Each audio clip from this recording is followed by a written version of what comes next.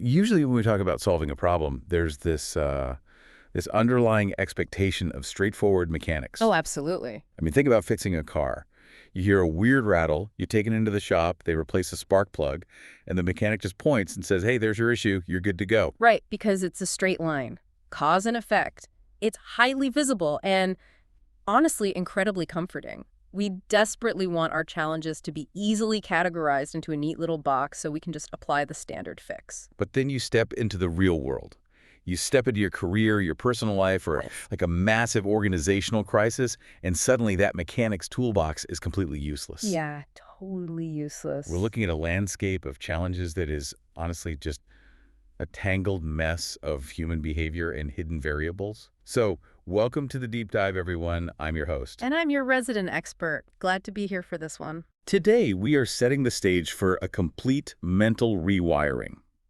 The mission here is to transform you into a master problem solver. The kind of person who can spot hidden solutions and generate crazy good ideas when everyone else is just, staring at a brick wall. Exactly. We're trying to help you look at the world through an entirely different, highly unconventional lens. It's really about learning to rebel against standard operating procedures. And to do that, we are diving into an incredible source today. It's excerpts from a summary guide titled The Master Problem Solver, which distills the core wisdom of Levitt and Stephen Dubner's famous book, Think Like a Freak. It's such a great text. It really is. And our goal today is to extract the absolute essence of this material so you can tackle your personal challenges, improve your work strategies, and avoid information overload, all while respecting your time. Right, getting straight to the good stuff. Okay, let's unpack this. Before we can actually solve anything, our source makes it clear that we have to fundamentally change our baseline approach to knowledge itself. Because you simply can't fill a cup that's already full. Yes, exactly. That is the perfect way to frame it. I mean, the very first step to adopting this mindset is actively tearing down the ego. Right. You have to approach problems with an open mind, question conventional wisdom, and take the kinds of intellectual risks that actually lead to breakthroughs. You basically have to stop accepting the excuse, well, that's just the way it's always been done. But tearing down that ego brings up an immediate, deeply uncomfortable reality, right? You have to actually say the words out loud. You have to admit you are ignorant. Oh, people hate doing that. They really do. The text is huge on this. Yeah. Owning up to the 3 hardest words in the English language, which are, I don't know. Yeah. I was thinking about this. And admitting ignorance is a lot like clearing the cache on your web browser. Oh, I like that. Right. When you do it, it feels like you're losing valuable data, but it actually frees up the processing memory you need to take in new information instead of constantly relying on outdated cookies that are slowing you down. That's a great analogy because holding on to that outdated information takes up massive cognitive load. Embracing humility is arguably the most crucial step in this entire framework. The text points out that admitting when you don't know something isn't a weakness, it is a strategic strength. But I have to push back here. Isn't it terrifying to say, I don't know, in a professional setting where you're expected to be the expert? Well, I mean, if you are the manager, the leader, the person getting paid to have the answers, doesn't clearing that cache and admitting ignorance just destroy your credibility? what's fascinating here is that the exact opposite is usually true. Really? Yeah. Pretending to know everything actually isolates you. Think about the mechanics of a typical boardroom. Okay. If the leader pretends to understand a complex new market dynamic just to save face, they are forced to defend a position they haven't fully thought out. Oh, I've seen that happen. Right. This naturally leads to terrible, uninformed decision-making and worse, groupthink, because nobody wants to contradict the boss who claims to have the answer. So the fake expertise actually creates a bottleneck. Exactly. But the text highlights that by admitting what you don't know, you actively build psychological safety. You are signaling to the room that truth is more important than ego. Right, which opens everything up. Exactly. When you drop the facade of the all-knowing expert, you remove the friction in the room. People suddenly feel safe to bring their diverse, specialized expertise to the table. You create a culture of lifelong learning rather than a culture of hiding mistakes. That makes a lot of sense. Once you clear that cache and admit you don't have all the answers, you are actually ready to download the right information. Precisely. But that leads to the next major hurdle. Like, how should you actually look at the obstacle in front of you? The source emphasizes the vital importance of accurately diagnosing the real problem before you even think about jumping to solutions. This is where we have to constantly ask why gather real data, and stay flexible enough to revise our definition of the problem as new information comes in. Because if you don't do it, If you don't do that, you end up treating symptoms instead of the disease. the source uses this fantastic metaphor of a bad dye job, saying the truth is always in the roots. It's so true. If I can add to that, it's like treating a relentless weed in your garden by just running a lawnmower over it instead of getting your hands dirty and pulling it out by the root. Yeah, out of sight, out of mind. Yeah. Exactly. Sure, your lawn looks fine for a weekend, but the root system is completely intact, and the weed is just going to grow back stronger next week. So what does this all mean for our listener when they face a crisis at work? Well, you have to resist the overwhelming temptation to apply a quick fix. The text warns us about how a hasty study or a rushed analysis leads to incorrect conclusions and, massively wasted resources. Give me an example of that. Let's ground this in a real-world scenario. Imagine a company where sales have suddenly plummeted by 20%. Okay, so the symptom is low revenue, and the knee-jerk lawnmower solution is usually to, fire the sales manager or run a massive discount campaign. Right. You panic and you treat the symptom. But if you continuously ask why and dig into the roots, you might triangulate the actual cause. Like what? Maybe the sales team is fine, but the product quality dropped because procurement quietly switched to a cheaper supplier 6 months ago. Oh, wow, yeah? Or maybe the market demographic has fundamentally shifted and your product is suddenly obsolete. If you just fire the sales manager, you've wasted money, ruined a career, and your sales will still drop because you didn't fix the supply chain issue. So you're just mowing the weed. Exactly. Effective solutions, the ones with actual long-term impact, only happen when you target the source. Anything else is just mowing the weed. Okay, so let's say you've done the hard work. You cleared your ego, you ask why a dozen times, and you successfully grabbed that weed by the root. Good step one. Now, how do you solve the issue without falling back into the exact same conventional traps that created the problem in the first place? Right. This is where the text gets into the toolkit for unconventional solutions, and it hinges on this concept of thinking like a child. It sounds counterintuitive for high-level problem solving, but the authors urge us to develop an inquisitive mindset, to embrace wonder, ask what if, experiment freely, and this is a big one, not take yourself too seriously. I love how the source illustrates this. I mean, I have to marvel at the specific stories they use here to explain this mindset. Specifically, the juxtaposition of the biblical King Solomon and David Lee Roth, the lead singer of the rock band Van Halen. It's quite the pairing. On the surface, that is an insane comparison. But they both use childlike, unconventional reframing to solve massive problems. Can we actually break down what David Lee Roth did? Because it's brilliant. It really is. If we connect this to the bigger picture of finding hidden information, the David Lee Roth story is a masterclass. Okay, set the scene for us. So back in the 1980s, Van Halen was pioneering these massive stadium-level rock shows. They were hauling unprecedented amounts of heavy gear, lighting rigs, and pyrotechnics into relatively small, outdated arenas. So things could go wrong fast. Exactly. The risk of a stage collapsing and killing people was very real. So they had this incredibly dense 50-page technical contract that promoters had to follow to the letter just to ensure basic safety. Right. But David Lee Roth had a problem. How do you quickly find out if the local promoter actually read the 50-page technical writer or if they just skimmed it? Right. His solution was famously buried deep in the middle of the contract. He demanded a bowl of M&Ms backstage, but with a strict, non-negotiable clause. Absolutely no brown M&Ms. Which, for decades, the media spun as the ultimate example of a diva rock star on a power trip. But it wasn't a power trip at all, was it? Not at all. It was a diagnostic tool. It was a canary in the coal mine. How so? When David Lee Roth walked into the dressing room, if he saw a single brown M&M in that bowl, he immediately knew the promoter hadn't read the contract carefully. Well, that's smart. And if they missed the clause about the candy, what were the chances they properly reinforced the steel girders holding up 10,000 pounds of lighting equipment? Wow, yeah. So he knew instantly to check the safety rigs. Exactly. It was a fast, cheap, completely unconventional way to reveal hidden information about safety compliance. And then the text connects that exact same logic to King Solomon. Two women come to him, both claiming to be the mother of the same baby. It's an impossible he said, she said scenario. A classic problem. The conventional adult approach would be to interview witnesses or ask a million questions. But Solomon does something totally bizarre.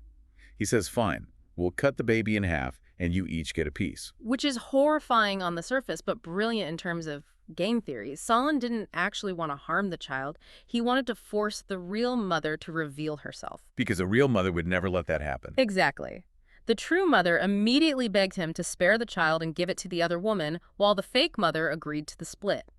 By introducing a completely unexpected, extreme variable, he manipulated the situation so that the truth naturally rose to the surface. I imagine solving problems this way requires stepping completely outside the adult obsession with the rules. Oh, definitely. Kids are great at this. They just test limits without assuming something is impossible or unprofessional.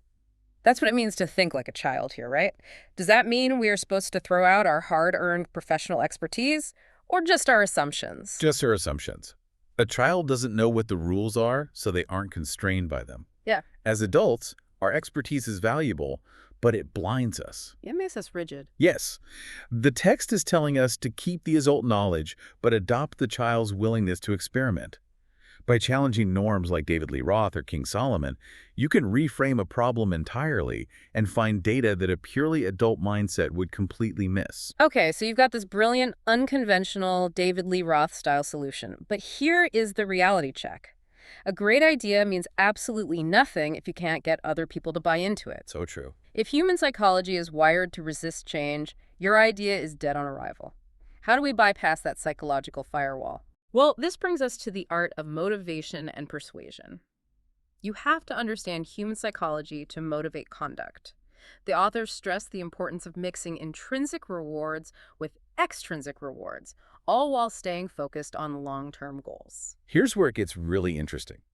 The authors of Think Like a Freak play a very deliberate, highly ironic trick on the reader here. Yes, I love this part. They put all of their brilliant advice on how to persuade people into a chapter titled The Upside of Quitting.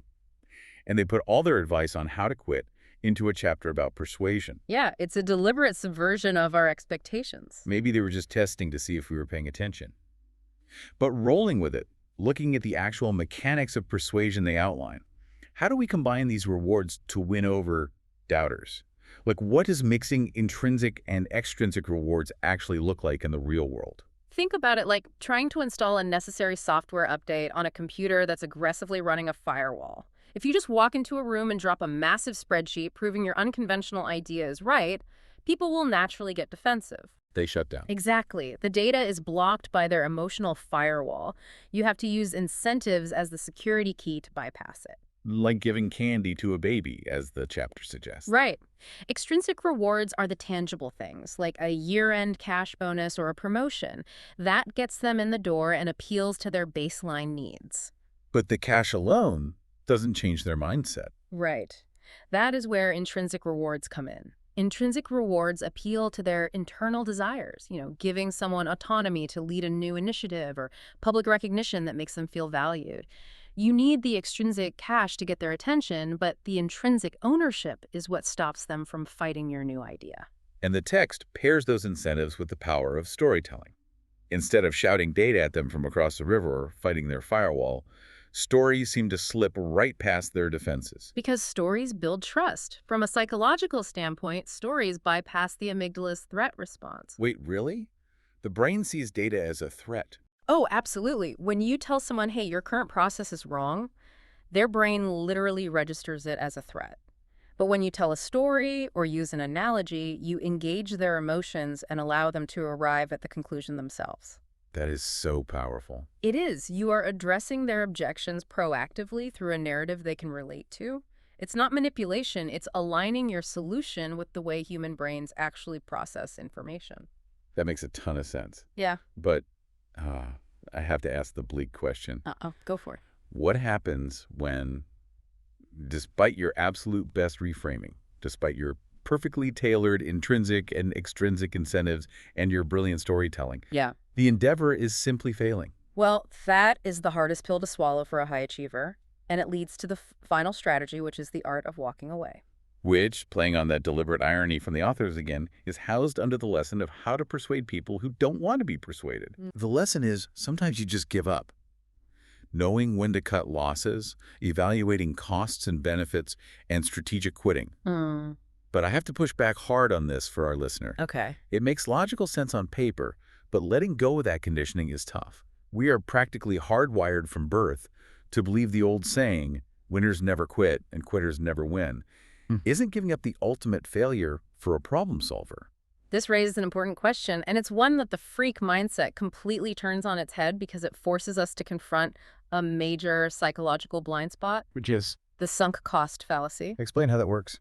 Well, the human brain is evolutionarily wired for loss aversion. Studies show that losing $100 feels roughly twice as painful as the joy of finding $100. Wow, twice as painful. Yeah. Because of this, when we invest a ton of time, money, or emotion into a project, say, pouring venture capital into a failing startup, or staying in a terrible college major just because you've already spent 2 years on it, We panic. we become terrified of cementing that loss. We blindly persist in a failing endeavor just because of pride or a fear of being a quitter.